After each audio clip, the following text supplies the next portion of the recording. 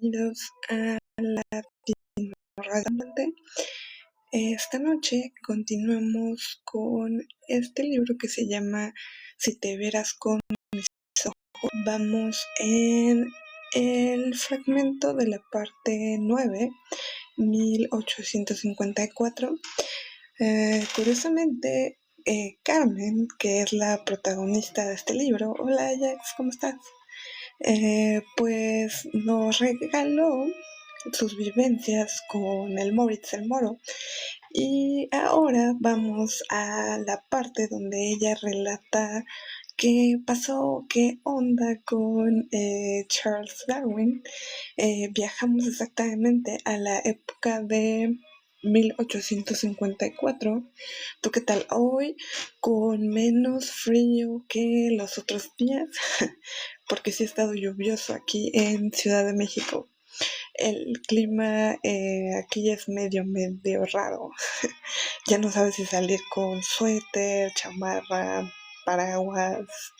Hola Andy, gracias por unirte a esta fogata digital. Y espero que esta noche sí, que no llovió, que no llovió por tu rancho.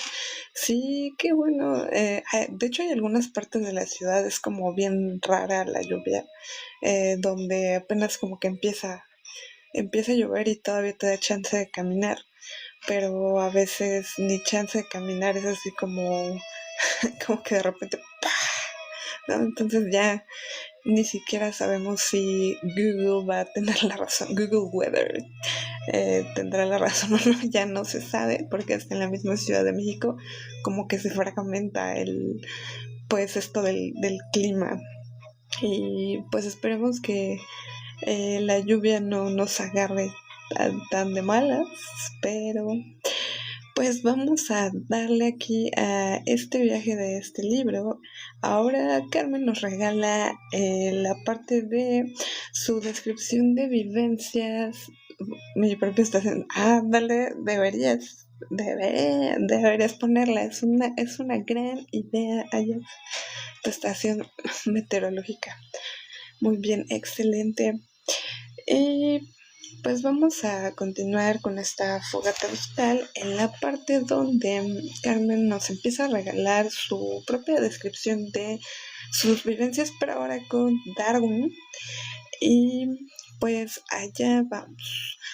Con esas palabras le había recordado a Darwin algunas de las cosas que omitió en su libro sobre el viaje de Beagle a su paso por Chile, pero 20 años después en su casa de Down, él no quería recordarlas, ni oír hablar siquiera de esas aventuras de juventud. Silbó tu amigo, girando en su taburete para controlar, a través del espejo puesto en la ventana, el jardín donde jugaba su familia. Cállese, mi mujer, mis hijos podrían oírlo. Estamos hablando en español, niño prodigio. ¿Lo hablan ellos? Habías olvidado cuánto te gustaba molestar al niño prodigio y pensaste que quizás también por eso, además de la carta con la cual te conminó a venir, habías hecho este esforzado viaje cruzando Baviera, bajando por el Rin y el Mosa hasta Rotterdam, transbordando ahí para navegar hasta Londres. Habías venido deseando tener con él una de aquellas viejas y estimulantes peleas. Y tampoco mencionó en su diario lo peor de todo, insiste. ¿Qué? Te consultó asustado, abriendo lo más posible sus ojitos cándidos, incrustados en las cuencas profundas bajo la ceja. ¿Que en Chile usted se hizo amigo de un pintor? El naturalista sonrió aliviado. Sí, lo he extrañado. Es Rugendas Moritz el Moro. Hasta sus ironías me han hecho falta. Quizás sintió que esa confección excedía los límites que su formalidad inglesa marcaba en sus afectos, porque giró sin motivo en su taburete confuso. Controló el alegre jardín delantero a través del espejo. Luego bajó la cabeza, hurtándose la mirada, y formuló: hola Abraham, gracias por unirte a esta fogata digital. Y pues ahora estamos acá ya en el fragmento 9, con Charles Darwin, ya vamos acá. Y pues ahora estamos describiendo cómo es la relación de Carmen con el moro. Hola Emma, gracias por unirte a esta fogata digital. Y pues vamos acá en la parte de ahora Charles Darwin. Y pues Carmen nos está contando qué onda con este personaje. Carmen, Musito, ¿has sabido de ella? Temiste que Darwin te hubiera invitado a venir desde tan lejos solo para eso, que en su envejecimiento prematuro ya hubiese alcanzado esa edad en que los hombres, incluso los más prácticos y devotos del presente, empiezan a añorar el pasado. Se ponen sentimentales y buscan con quién compartir un recuerdo que de pronto se les ha vuelto precioso. Preferiste negarte en redondo. No he sabido nada. Pero tu viejo amigo era demasiado inteligente y te había conocido bien. Aunque hubiese sido en otro mundo para tragarse esa mentira, te dijo, lo siento, te traigo recuerdos que son dolorosos para usted, y para usted son morbosos. Maravillosos, te desmintió Darwin, tajante. Gracias, Debra, por darle amor a esta fogata digital. Tajante, elevando por primera vez la voz, no admitiré que niegue lo que sintió por Carmen, y mucho menos lo que sentí yo. Lo que sintió usted, un amorcito de laboratorio, de conejillo de indias. ¿Cómo se atreve a compararlo con mi pasión? Protestaste con rabia a un tiempo enardecido y asombrado al sentir que revivían en ti esos celos tan antiguos por los cuales cierta vez hasta quisiste matarlo. Lo que son las cosas, moro. A mí, en cambio, me enternece saber que después de 2 décadas sin haberse visto, ustedes estuvieron a punto de volver a pelearse por mí, por ese pequeño tributo a mi vanidad. Quizás te perdone las malas noticias que me dabas en esta última carta, que te ibas a casar y que estabas desahuciado. Darwin sonrió, los ojos achinados por su travesura. Había conseguido, si ves que no, ok, sí, no te preocupes, Manu, pero igual gracias por unirte, aunque sea un ratito, a escuchar esta historia. Darwin sonrió, los ojos achinados por su travesura. Había conseguido desnudar tus celos, arrastrarte a discutir y así reconocer esta nostalgia que antes habías negado. Seguía siendo, a pesar de su decrepitud, peligrosamente astuto. Ya estaban teniendo una de esas estimulantes peleas.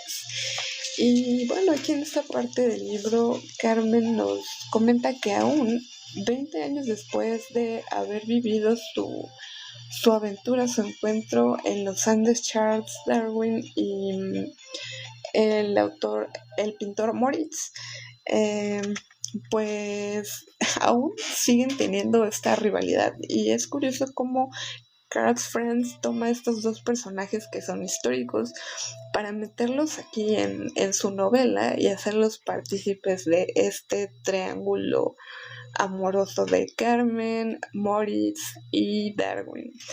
Y bueno, no sé ahora si llamarlo triángulo o no, porque pues también está el esposo, ¿no? Pero ella en esta narración no habla pues casi o vagamente de su esposo, el militar.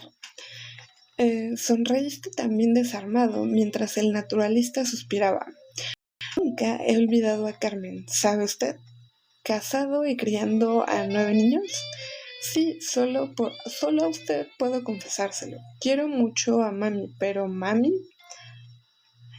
Lo preguntaste y recordaste la respuesta. Enseguida, incrédulo, hasta en eso cumplía su magnético proyecto de vida. 20 años atrás, aquel cachorro de sabio te había expuesto su minuciosa planificación del futuro.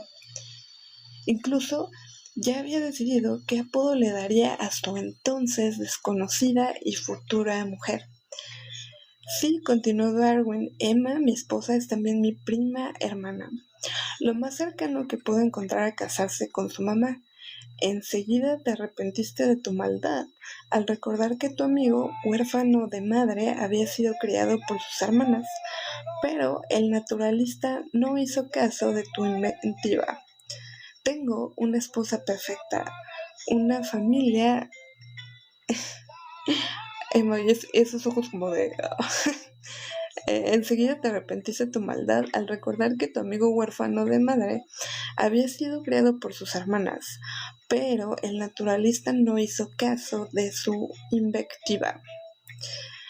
Tengo una esposa perfecta, una familia y una casa hermosa, ¿ya lo ven? Aunque a menudo me siento pegado a las faldas de una mujer inmensa, tal como ese diminuto macho del percebe. Y compara también, pues, esos tamaños que ya sabe. Darwin se animó como si lo hubieras invitado a jugar. Sus ojos se convirtieron en dos puntos traviesos. ¿Recuerda aquella isla flotante donde Carmen y yo? No entremos en detalles. ¿Lo atajaste? ¿Y con quién voy a compartirlos? Hasta esa laguna de las islas flotantes desapareció. Fue desecada. Cambiemos de tema. Ah, dime empanada. Gracias. Dime empanada, gracias por... Está bien curioso tu nickname, pero gracias por darle amor a esta fogata digital. Y pues seguimos aquí hablando de pues esta rivalidad que hay entre Charles Darwin y el Moro Moritz. Preferías charlar de cualquier cosa, Moro, que no fuera ella. Si ahora permitías que el naturalista te indujera a hablar de Carmen, quizás nada pudiese detenerte después. Es ayer que habías pintado para fijarlo, para que no pudiera salirse del marco de tus cuadros. Fluiría hacia el presente y te verías obligado a compartirlo con tu vida actual, como le estaba ocurriendo a, pues, este muchacho Darwin. Pero, a diferencia de él, tú sabías que ni aun compartiéndolo podrías soportarlo. Mejor dígame de una vez para qué me pidió venir. Él te observó decepcionado, rascándose las costras del eczema en la frente, midiendo tu tenacidad, y por fin se rindió.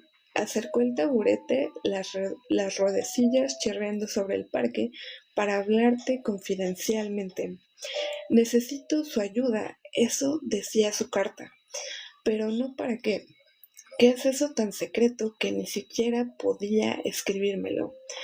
Darwin respiró hondo, se llevó la mano derecha al interior de su delantal y extrajo una pequeña probeta tapada con un corcho, vigilando el jardín a través del espejo para cerciorarse de que nadie atisbara. Lo puso delante de tus ojos. En su interior había unos 10 centilitros más o menos de un polvo blancuzco con reflejos nacarados. ¿Qué mierda pronunciaste entre dientes negándote a admitirlo? Vilca, confirmó Darwin, potente. La preparé yo mismo. Lo miraste alarmado por una sospecha. Los vómitos diarios, la precoz decrepitud, el aislamiento, el espejo en su ventana, la obsesiva disección de picorocos, pese a su genialidad o precisamente a causa de ella, ¿será que Darwin se había vuelto loco? Decidiste echarlo a la broma. O sea, Darwin, que no solo le vino la nostalgia del amor, también de la droga. No sé, imbécil, esto es muy serio. Se acercó más para susurrarte. El aliento ácido del último vómito te turbaba menos que el taladro de esos ojitos hundidos pero intensos. Seguía atascado en su teoría. Sí, que no te asombrara. Sabías que era un hombre obstinado, inflexible en su persecución de la verdad. En efecto, era la misma hipótesis, cuyo embrión empezó a gestarse hace 2 décadas antes. Allá en Chile, así como los picorocos eran los mismos, esa teoría que el joven naturalista había alcanzado a intuir, completa durante unos segundos, como se percibe un paisaje bajo el fogonazo de un relámpago. en aquellos días cuando estuvieron a punto de morir en las alturas del Aconcagua. Y pues cabe recalcar que el Moro y Charles Darwin se hicieron amigos en su juventud e hicieron un viaje al Valle de la Aconcagua, pero da la casualidad que a los dos les llamó la atención Carmen. Fue así como pues una especie de, puede ser atracción a primera vista, no lo sé, ahorita vamos a descubrirlo. Había avanzado mucho en esa hipótesis extraordinaria, tenía cientos o miles de notas, pero lo central se le resistía. La visión de conjunto se le escapaba, tenía las ramas, pero no veía el árbol. ¿Entiende usted mi desesperación? Temía morir bajo el peso de ese enigma, aunque también temía morir si lo resolvía. A ti podía confesártelo. ¿Cómo sentir pudor ante el hombre con quien se ha compartido una mujer y también casi la muerte? Por eso te había escrito rogándote que vinieras a verlo. Tú eras el último recurso que se le había ocurrido para salir del atolladero donde estaba atrapado. Había estudiado la fórmula de la bilca, había conseguido uno por uno los ingredientes y por fin lo había preparado. Debían aspirarla juntos exactamente como aquella vez. Tenía que retornar contigo al fondo de la montaña. Necesitaba experimentar de nuevo esa visión de la unidad, ese momento en que todas las cosas confluían. Se inhala eso, Darwin podría perder la razón. Lo que aún pueda quedarle, estuviste a punto de agregar. No, al contrario, voy a encontrar la razón que me falta. Y continuó explicándotelo atrincherado en esa peculiar sordera de los fanáticos. Lo tenía todo pensado. Irían a la casa de su padre en Shrewsbury. El viejo doctor había muerto, de modo que ahí estarían solos. Reproducirían el mejor modo posible las condiciones de aquella vez anterior. Se encerrarían e inhalarían la droga. ¿Lo interrumpiste? ¿Y por qué tiene que hacerlo conmigo? Solo no me atrevo. ¿Y si vuelve a aparecerse él? El ermitaño, el sacrificador. ¿Habías evitado pensar en el viejo de la montaña durante estos últimos largos años, mientras te defendías con tenacidad del pasado? Tal como intentabas no pensar en Carmen, pero habías fracasado en ambos propósitos. En cuanto a ella, tus propios esfuerzos para olvidarla delataban que jamás podrías tú conseguirlo. Y ahora te había bastado volver a encontrarte con el naturalista para que todo ese pasado aflorara, emergiera como al retirarse la marea, emergía aquella barra de arenas negras donde la perdiste. Obviamente, Darwin no había evitado pensar en todas esas cosas, por el contrario, las había meditado a fondo. Quizás no había pensado en nada más.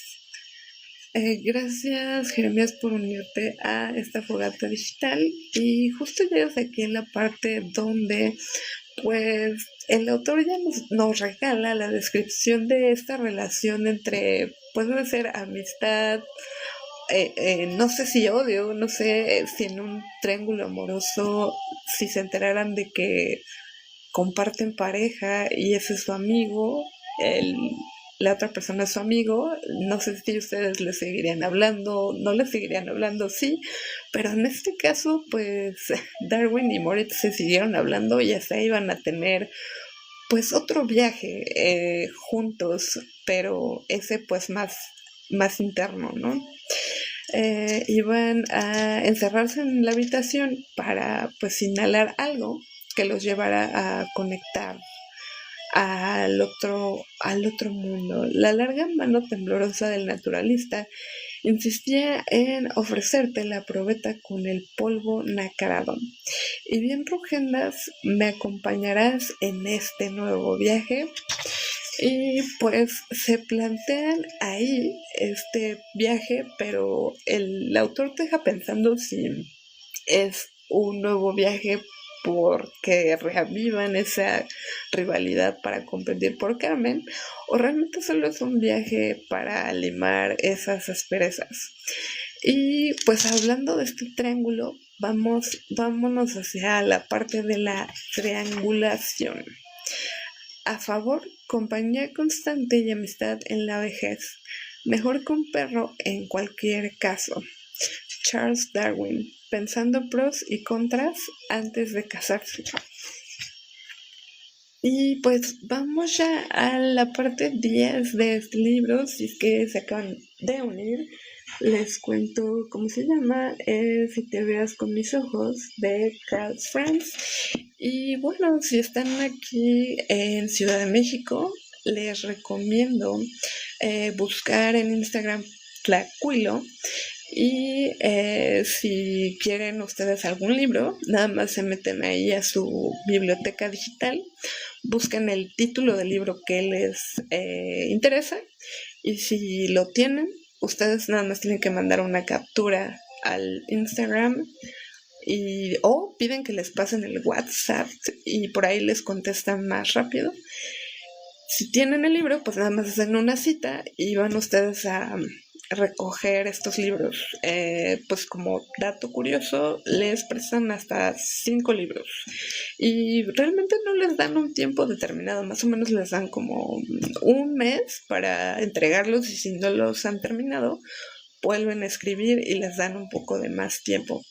Pero pues es una biblioteca privada que se me hace muy chida porque no solo tienen libros, sino también tienen viniles, también les prestan viniles, y si tienen interés de algún otro libro, pueden preguntarle a la chica o chico que están ahí, y pues son súper amables. Y ahora, después de este pequeño anuncio, vamos a la parte 10, Ataúd. Tú y Carmen flotaban sentados en un bote que se apartaba del muelle del Valparaíso, internándose en la bahía. Cualquiera habría pensado que se fugaban, que buscaban abordar uno de los buques anclados en la rada para huir, escapar de Chile, de América, de sus vidas pasadas hacia un porvenir distinto. Al distanciarse, la costa parecía achicarse, los cerros que rodeaban el puerto casi abrumándolo se reducían a proporciones más amables. Si siguiera navegando hacia alta mar, aparecería detrás de las cordilleras de la costa y luego la de los Andes, Nevada. Ambas irían disminuyendo su altura en apariencia a medida que Carmen y tú se alejaran. Ustedes se convertirían en el vértice de un triángulo de base cada vez más larga y remota. La distancia encogería aquellos obstáculos que en tierra les parecían insalvables. Estos no tardarían en achicarse tanto que cabrían entre el pulgar y el índice de una mano. Todo se reduciría a una cuestión de perspectivas si siguieran navegando. Observabas a Carmen mientras cavilabas en esas cosas. Iba sentada a tu lado en la popa de un pequeño bote, impulsado por un remoto bigotudo, sujetándose con una mano enguantada el mantón con que se protegía del viento recio de esa mañana nublada. Con la otra mano se enganchaba de tu brazo, apretándolo, porque la colérica amazona le temía al mar, al oleaje del Pacífico, encrespado por un potente viento del sur. Como muchos en su patria y pese al océano que tenía delante, Carmen nunca había navegado, excepto en los lagos y ríos anchos como el Maule. Ahora iba fascinada por esta pequeña aventura que había insistido en emprender. El viejo, que remaba el banco del medio de frente a ustedes, con su piel tostada y reluciente, y el ancho tórax sobre el que basculaba una cabeza puntiaguda, con los mostachos tiesos y disparados, parecía un lobo marino y tenía su misma habilidad. A pesar del oleaje, maniobró a la perfección para aproximar el bote al costado de un barco negro de tamaño mediano, con una enseña británica colgando del palo de mesana. Bajo el bauprés, un mascarón en forma de perro sabueso indicaba a quienes no supieran leer el nombre de la nave. Beagle. Permiso para visitar el barco, gritaste desde el bote. ¿Y quién lo pide? Respondieron desde arriba. Mi nombre es Rugendas. El torso de un hombre muy joven, rubio, vestido de civil, asomó por la borda de estribor. ¿Rugendas? ¿El pintor? El mismo, replicaste asombrado de que te reconocieran. Y conmigo viene la señora Carmen Liebreger.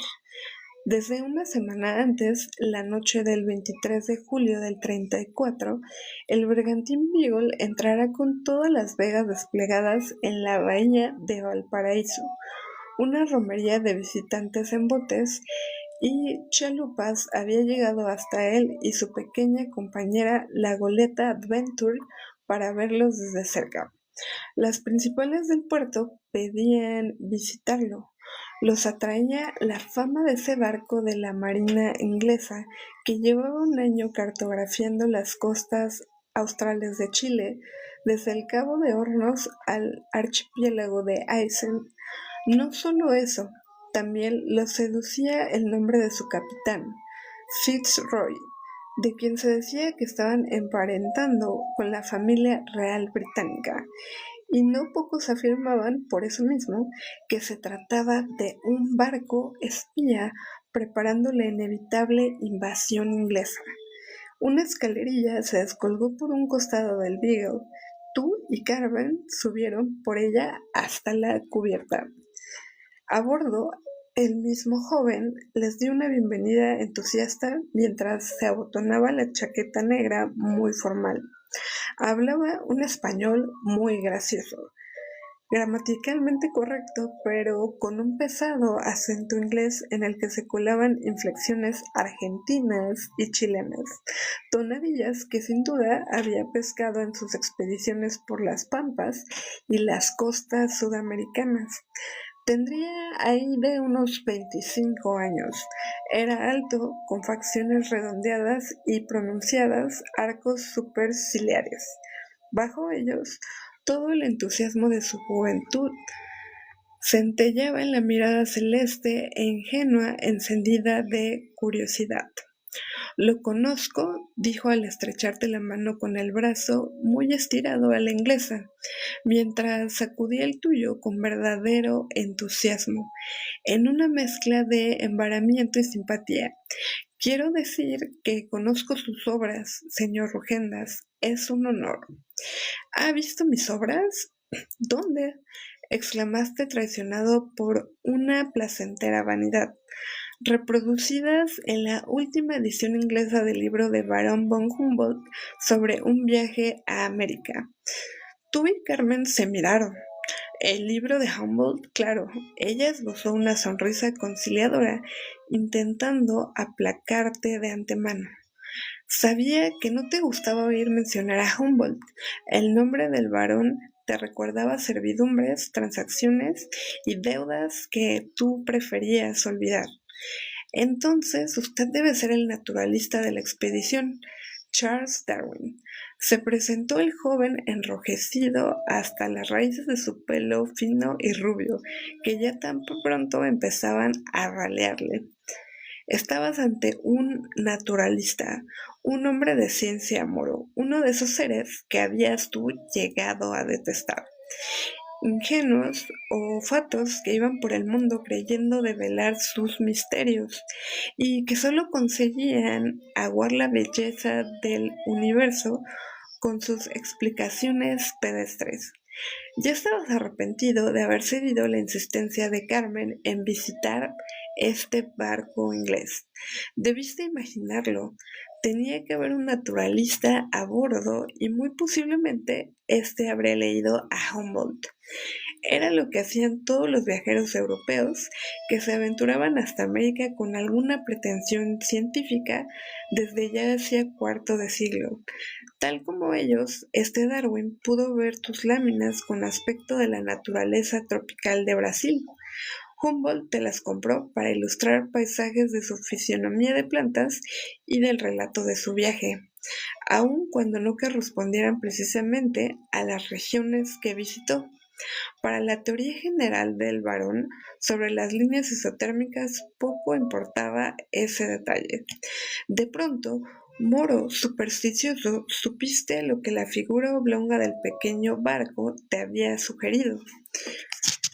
Y sí, se van uniendo. Muchas gracias por unirse. Ahora son parte de esta fogata digital. Y vamos aquí más o menos descubriendo cómo es el perfil de Charles Darwin al viajar en barco. Lo que me hace pensar que, o viajar al momento de estar en el barco, si ustedes fueran un naturalista como Darwin, ¿qué pondrían en su mochila?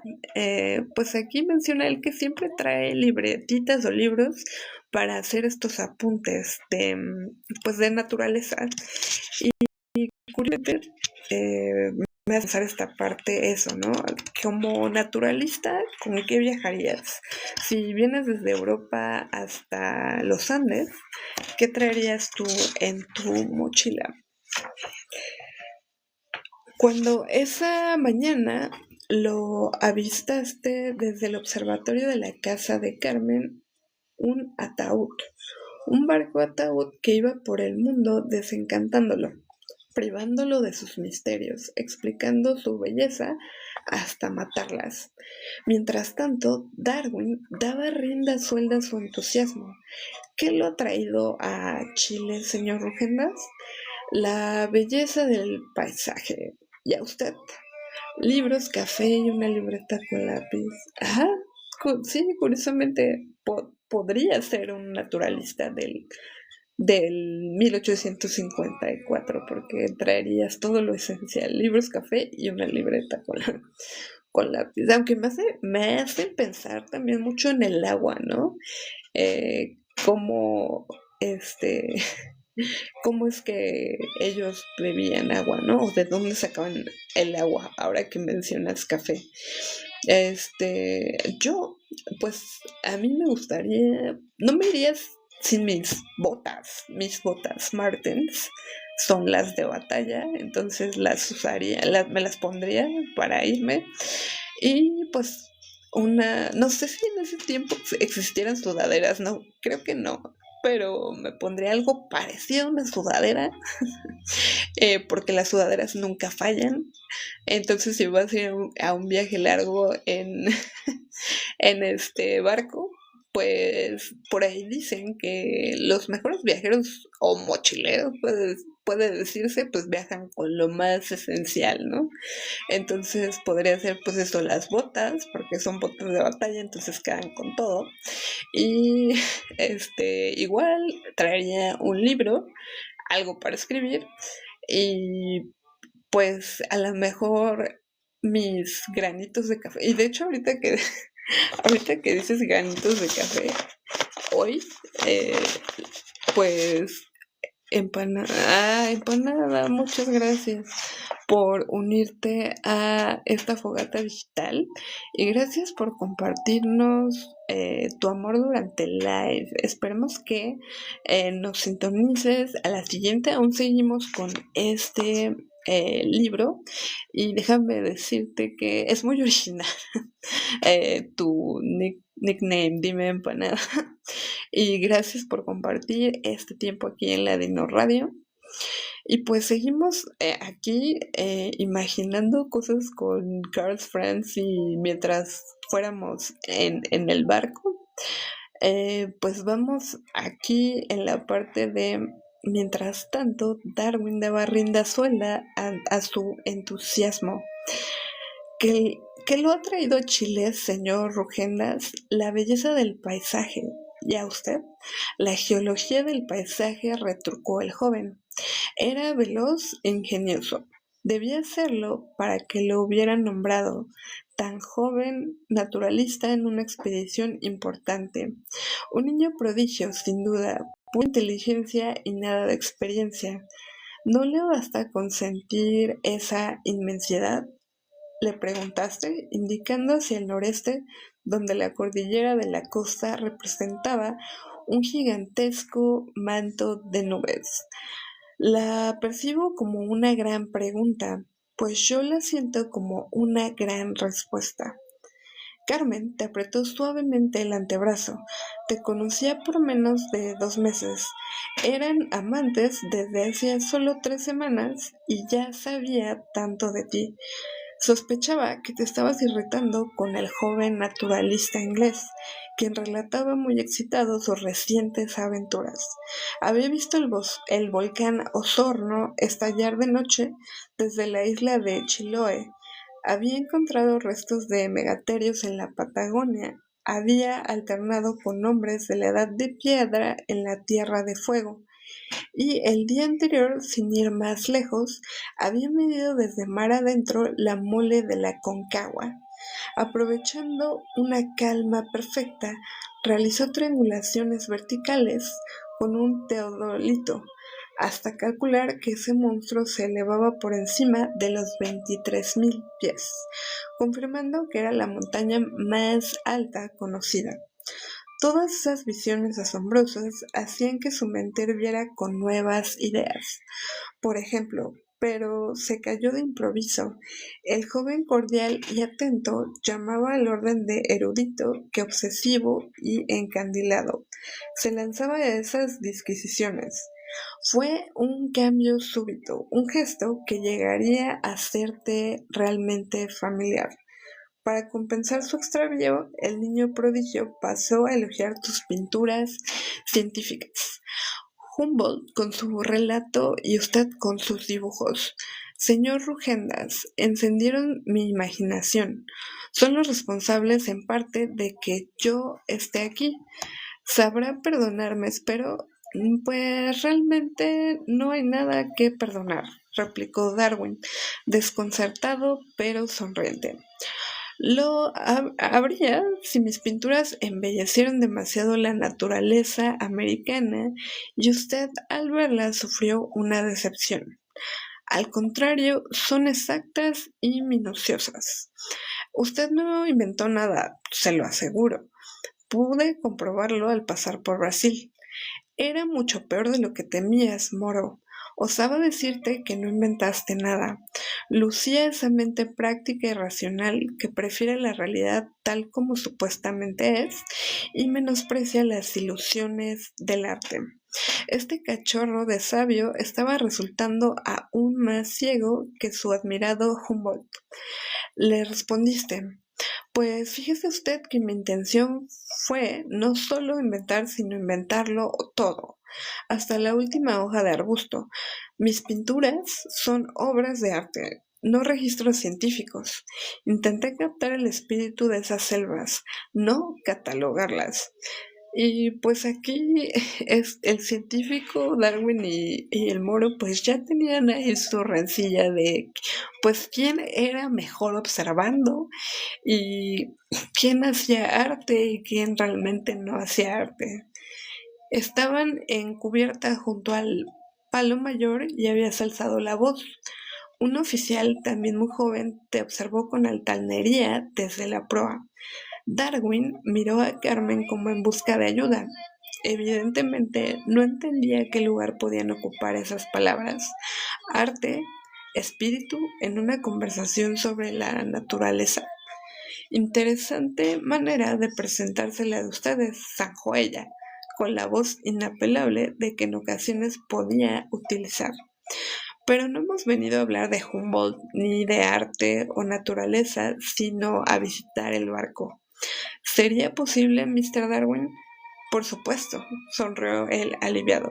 Estoy casi solo a bordo. El capitán Fitzroy se halla indispuesto.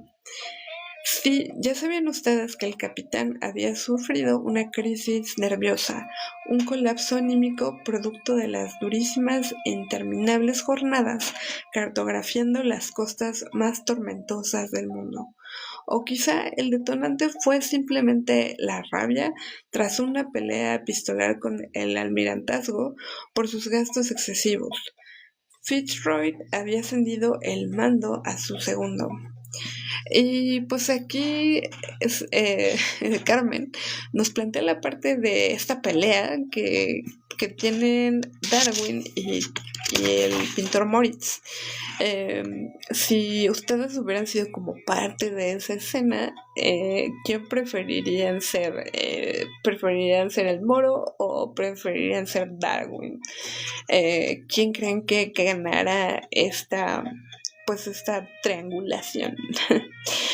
Y pues ahora hablamos de los problemas que tiene el capitán del barco. Y dicen que le dio una crisis nerviosa, pareciera ser al Moro. Ah, sí, al Moro. Pues es que el Moro es pintor, entonces pues él creo que por lo que se cuenta aquí, él tiene un alma como pues más libre. Y se había encerrado en su camarote sin atender a nadie, delirando a puertas cerradas, protestando contra sus mapas imperfectos. La noticia se había esparcido. Era difícil mantener un secreto en un puerto como este, una vez que la tripulación bajaba a tierra. Pero yo estaré encantado de servirles de Cicerone, dijo Darwin. Haciendo una pequeña venia llena de juvenil orgullo, los invitó a seguirlo. Me temo que nuestra nave les parecerá, pues, espartana. El Beagle es un service ship. Buscó las palabras para traducirlo. Un service ship es un barco de exploración y cartografía, mientras el capitán Fitzroy sondea las costas para mejorar nuestras cartas náuticas. Yo exploro la geología y estudio la flora y la fauna de estos lugares. Parece fascinante, declaró Carmen. ¿Qué ha encontrado? Desde que zarpamos del Plymouth hace 2 años y medio, ya he enviado a Londres 12 cajones de especímenes y muestras, incluyendo fósiles de animales extinguidos del tamaño de ese bote. Darwin les indicaba el bote salvavidas y de desembarco, invertido y apoyado entre 2 mástiles sobre cubierta, bajo el cual pasaban en ese momento. ¿Así de grandes? ¿Hubo elefantes en América?, preguntó Carmen, cada vez más interesada. Y bueno, aquí vale la pena hacer una pausa para saber por qué a Carmen de igual forma le llama la atención Darwin. Porque Darwin, al igual que el pintor, había viajado. Y había viajado mucho. Aquí se menciona que por 2 años. Entonces él observaba a su manera, traía pues en físico especímenes reales de los lugares en los que él había visitado. Y entonces cabe destacar que Carmen realmente no había ido a ningún sitio que no fuese Chile. Entonces estaba encantada con este relato de Darwin. El niño prodigio hablaba con modestia, pero tras ella ardía el arrebato de tempranas convicciones. Cree saber mucho más de lo que confiesa, pensaste. No te sorprendía. Era la misma soberbia de Humboldt, que pretendía iluminar el cosmos con el fósforo de su inteligencia. La misma locura que visten sus naturalistas de expedición de Langsdorff al Brasil. Hombres empecinados en desentrañar el secreto de la naturaleza, arrebatarle su misterio, descomponer el arco iris, volviéndolo luz blanca aséptica sin nada de belleza. Esos hombres a los que también tú habías admirado, Moro, en los comienzos de tu carrera. Prueba de ello era que anhelaste contribuir a sus ilusiones científicas con tu pintura, sometiéndola al rigor de las descripciones sinópticas que te exigía el varón. Él decía valorar la sensibilidad artística como una herramienta más para conocer la naturaleza. pero en la práctica limitaba la invención del pintor a la síntesis de los datos relevantes y a la eliminación de las peculiaridades. La libertad del artista quedaba constrañida a agregar una figura humana para dar la medida de un paisaje o quitar en medio algún árbol que tapara una vista. Realismo pedestre, reproducciones del mundo. Eso era lo que te pedían, no expresiones de vida. Y pues a lo mejor a todo artista le ha pasado que quizá hay una etapa donde quiere hacer sus propias obras, o igual a todo escritor, ¿no? Quieres dedicarte pues a lo tuyo, a lo que más te gusta. Y en este caso, pues el Moro se dio cuenta que realmente a lo mejor solo pintar pues no le iba a dar, digamos, el ingreso que él necesitaba para poder viajar. Entonces, curiosamente, se encuentra con Darwin y se da cuenta que también ayudándole a hacer las descripciones y los dibujos, él podía hacer un ingreso, pero pues no era lo mismo, ¿no? No dibujaba tanto con el alma, sino dibujaba nada más pues por seguir instrucciones y cumplir con el trabajo. Y pues en las noches a veces dicen que es malo tomar café porque tu sistema se altera o estás muy... pero todo depende. Y hago esta pausa solo para tomar tantita. Ahorita estoy tomando agua, pero comparto con ustedes que hoy la vida me dio un regalo porque pues estuve ahí, hay una página igual en Instagram que se llama Ensamble Café. Es un café de Veracruz. Tiene diferentes tipos de café. El que yo me gané porque entré a un sorteo, mi amor por el café, ¿no? Así, ellos pusieron que había un sorteo de que si tú mencionabas a un amigo o recomendabas la página, pues te daba ansiedad. Sí, depende del tipo de café que tú tomes, porque si tomas uno que dice arábica y robusta, estos dos principales tipos de café. Bueno, hay más, ¿no? Pero estos son los principales. Si tu café es robusta, generalmente se dice que es de menos calidad, entonces te va a hacer como acelerar mucho así el corazón. Y si tu café es arábica, pues es mejor, es de mejor calidad. Y pues mantiene, digamos que la cafeína no en un picote de sube-baja, sino como una parte más, pues más plana. Y me gané un kilo de café con una tote bag. Se tardaron como más o menos un mes en enviarlo, pero pues yo dije, está bien, igual me lo gané, ¿no? O sea, fue un regalo. Y me comentan que tenían un problema con su proveedor y pues que como recompensa por la espera, pues iban a mandar un cuarto de café y después pues ya el kilo y la bolsita, ¿no? Ganadora. Pero creo que esa es una buena forma de promocionarse porque si eres un amante del café, pues lo pruebas y te gusta, pues ya recomiendas. Entonces, pues Veracruz es un sitio igual muy mágico y muy cafetero. Entonces quería igual compartir, ¿no? Que a mí me tocó esta suerte hoy. Me dieron creo que no se ve mucho, pero dice ahí Sierra Madre. Y pues si pudieran oler, pues le darían ahí un quemón de café, pero para los que a lo mejor necesitan estar despiertos más tiempo en la noche, pues este tipo de café es buenísimo, el café en grano, ¿no? Porque el café soluble realmente no. Por invitado, cuando me traigan el kilo, así, les mando por correo, un gramo. No, pues con un gramo creo que realmente no vas a poder hacer mucho, pero sí un probete, ¿no? Y pues bueno, después de esta alegría de que me gané un café, seguimos aquí con Carmen. y vamos allá. Y Carmen, para colmo, con su nostalgia de mujer ilustrada, en un país donde los ilustrados habían terminado de fracasar hacía muy poco, parecía francamente seducida por este inesperado emisario del varón. Emisario.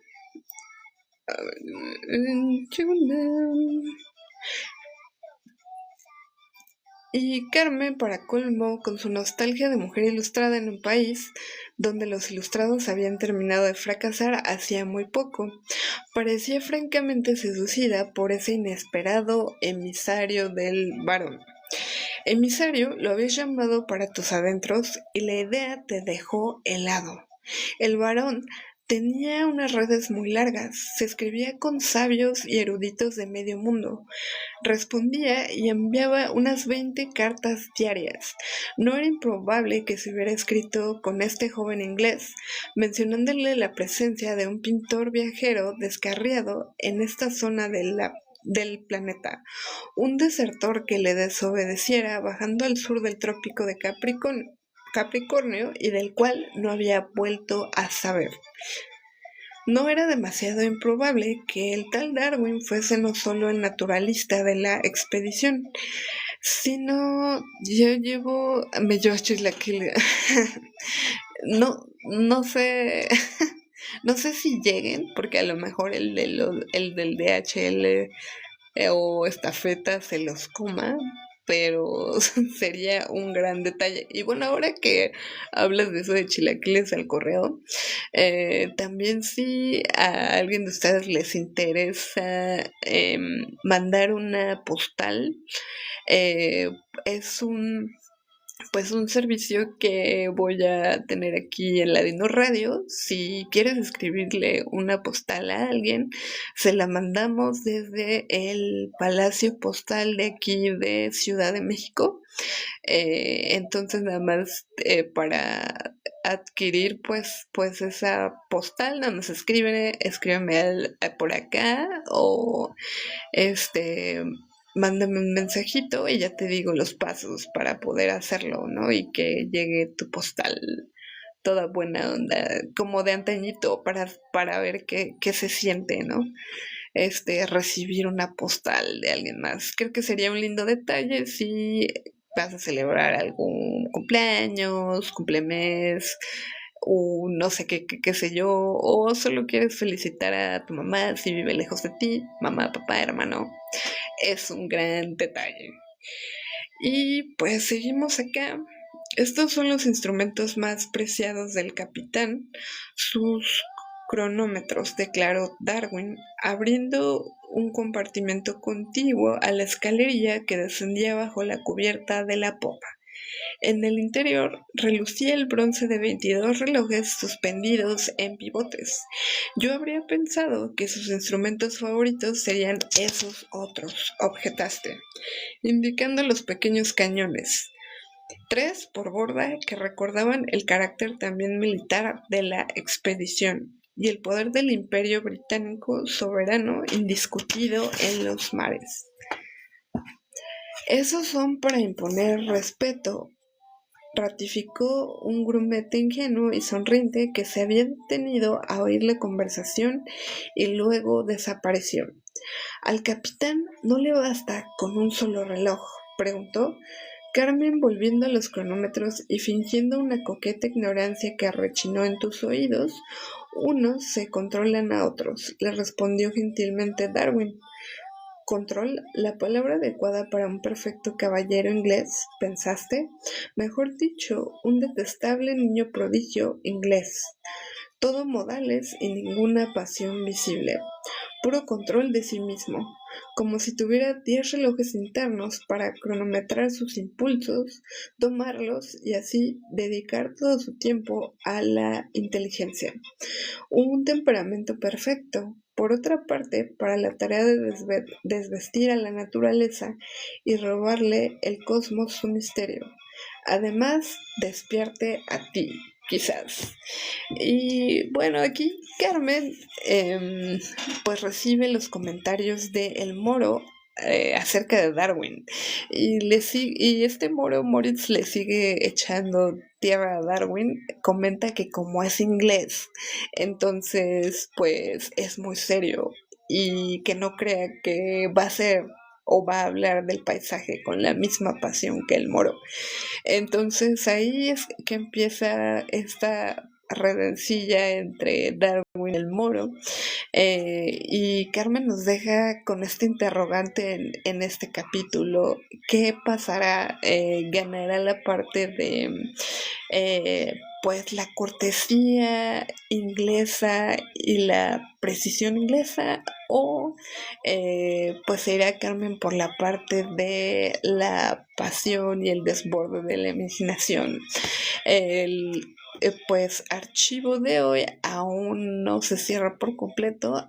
Seguiremos en la siguiente transmisión con este viaje para descubrir qué escogerá Carmen. ¿Escogerá algo o se quedará en el centro de la nada? Nos deja pensando, pues, Karl Franz en estos dos personajes y en esta trama que poco a poco se va hilando, se va enlazando y se va poniendo pues más emocionante. Ciencia o arte, diría Carmen. Y pues muchas gracias por los que permanecieron aquí en esta fogata digital, pues ya son parte de este archivo de Si te vieras con mis ojos. Y recuerden que algunos sonidos se escuchan mejor de noche. Muchas gracias por permanecer y que tengan felices sueños. Ya saben que si se encuentran en un barco, no se les olvide llevar café.